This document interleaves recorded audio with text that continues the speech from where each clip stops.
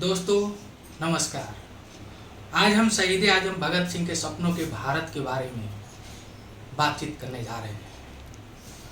आज़ादी, राजनीति और क्रांतिकारी विचारों के महानायक शहीद आजम भगत सिंह आज भी नौजवानों के दिलों में जिंदा है। आज भी संघर्ष और आंदोलन चलने वाले हर आंदोलन में उनकी आवाज़ गूंजता है। वह जब कहते हैं कि सिर्फ बम और पिस्तौल क्रांति नहीं लाते हैं, बल्कि क्रांति विचारों के शान पर तेज होती है। तो जो लोग समझते हैं कि क्रांति सिर्फ बम और पिस्तौल से होता है, उनको समझना चाहिए कि भगत सिंह ने उस समय भी कहा था कि क्रांति का आधार वैचारिक क्रांति है, विचारों के शान पर ही क्रांति तेज होती है। यह भगत सिंह के संदर्भ में सबसे महत्वपूर्ण विचार है।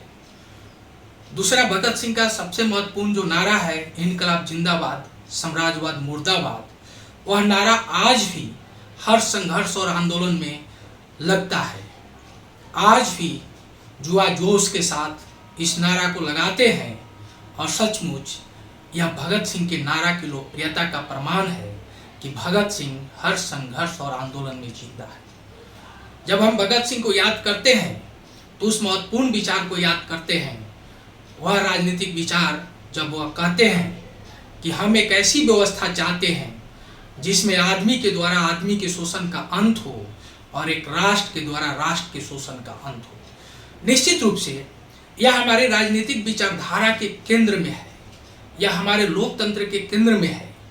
हम यही तो चाहते हैं कि जब भी राजनीति के केंद्र में एक आदमी के द्वारा आदमी के शोषण का अंत हो जाएगा और एक राष्ट्र के द्वारा राष्ट्र के शोषण का अंत हो जाएगा, तभी एक बेहतर समाज और बेहतर दुनिया का निर्माण हो सकता है। कोई भी शोषण पर आधारित व्यवस्था कितना ही विकसित हो, यह संपूर्ण मानव के विकास के लिए सही नहीं हो सकता है।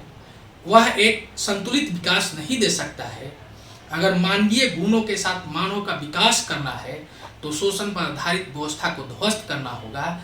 इसलिए हमारे संविधान का और राजनीतिक पार्टी के घोषणा पत्र का पहला लाइन होना चाहिए कि हम एक ऐसी व्यवस्था चाहते हैं जिसमें आदमी के द्वारा आदमी के शोषण का अंत हो और एक राष्ट्र के द्वारा राष्ट्र के शोषण का अंत हो।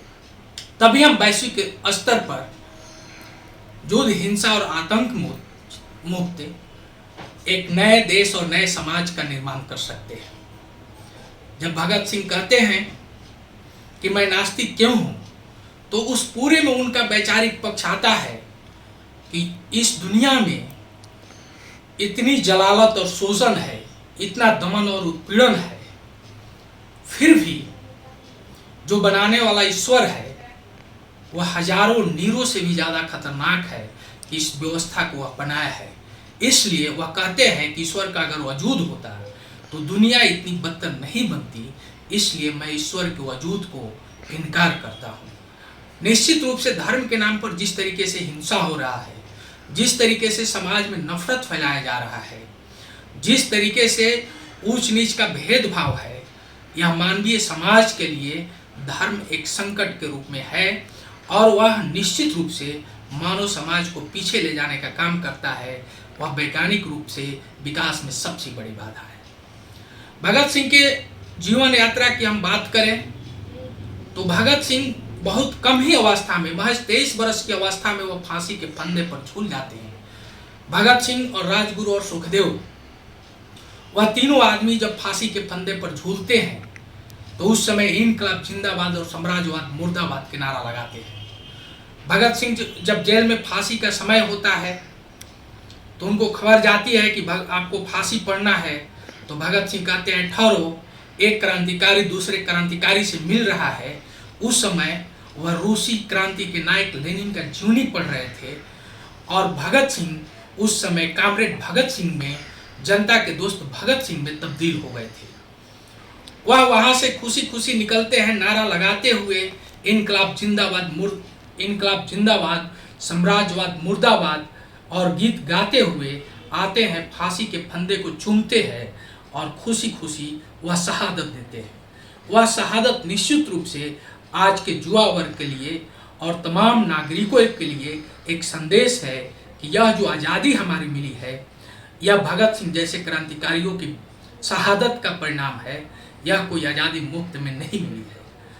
भगत सिंह का हम अगर ग्रामीण पृष्ठभूमि या भगत सिंह के जीवन की पृष्ठभूमि के बारे में हम देखते हैं तो भगत सिंह की पारिवारिक पृष्ठभूमि स्वतंत्रता सेनानियों से भरा हुआ था। उनके पिताजी किशन जी और चाचा अजीत जी, वह दोनों ही स्वतंत्रता सेनानी थे और उनके घर में ही अंग्रेजों के खिलाफ आज़ादी के लिए पहली शिक्षा मिलती है। और यही कारण है कि वह 7 वर्ष की अवस्था में ईख के खेतों में अंग्रेजों के भगाने के लिए बंदूक बो रहे होते हैं। भगत सिंह की उम्र जैसे ही बढ़ती है, 12 वर्ष की अवस्था में जालियांवाला बाग की घटना घटती है और भगत सिंह स्कूल से सीधे जालियांवाला बाग पहुंच जाते हैं।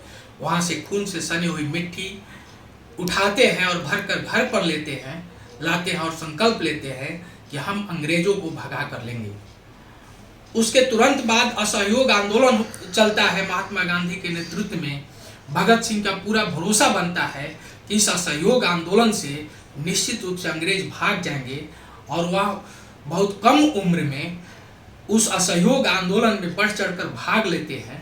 लेकिन चौरी चौरा हत्याकांड के बाद गांधी जी असहयोग आंदोलन को वापस ले लेते हैं और भगत सिंह और उनके दोस्तों के बीच में एक निराशा छा जाती है, एक राजनीतिक खालीपन आता है। इसके बाद भगत सिंह इन भारत नौजवान सभा का गठन करते हैं। उनका उद्देश्य था कि इसमें वैसे लोगों को शामिल किया जाए जो देश की आज़ादी की लड़ाई लड़े और उनका एक टीम बनता है। चंद्रशेखर आजाद, भगत सिंह, राजगुरु, सुखदेव, बटुकेश्वर दत्त, दुर्गा भाभी, ये तमाम जो लोग हैं एक साथ आते हैं और एक ऐसा संगठन बनाते हैं, हिंदुस्तान सोशलिस्ट रिपब्लिक एसोसिएशन उसका नाम देते हैं।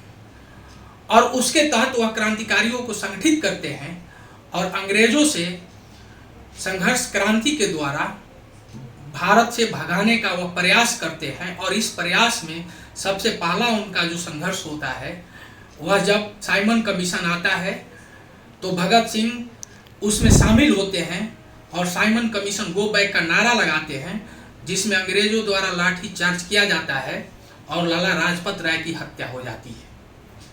उस हत्या के बदला भगत सिंह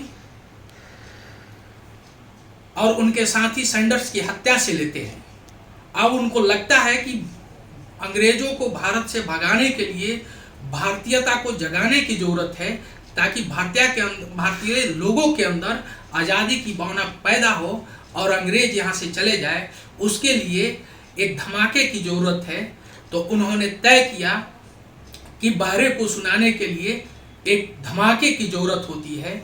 और भगत सिंह और बटुकेश्वर दत्त सेंट्रल असेंबली में बम फेंकते हैं और वह चाहते तो भाग सकते थे, लेकिन भागने के बजाय वह खड़ा रहते हैं। उस बम से किसी की हानि नहीं पहुंचती है और वहां अपना पर्चा छींटते हैं और अपनी गिरफ्तारी देते हैं और अपने विचारों को फैलाने का एक कार्य करते हैं। उस सेंट्रल असेंबली के माध्यम से भगत सिंह अपने विचारों को फैलाने का काम करते हैं।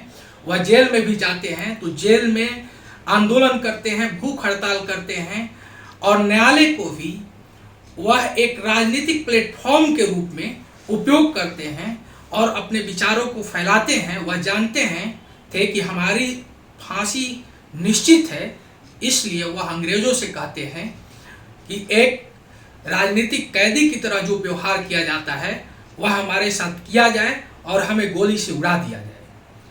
लेकिन भगत सिंह जो विचारधारा, जो शहादत और त्याग दिखाते हैं, वह त्याग निश्चित रूप से भारत के राजनीति को पूरी तरीके से प्रभावित करता है और भारत की राजनीति को एक नई दिशा देता है। और अंग्रेज भारत छोड़कर जाते हैं, उसमें भगत सिंह और उनके साथियों का महत्वपूर्ण योगदान रहा है।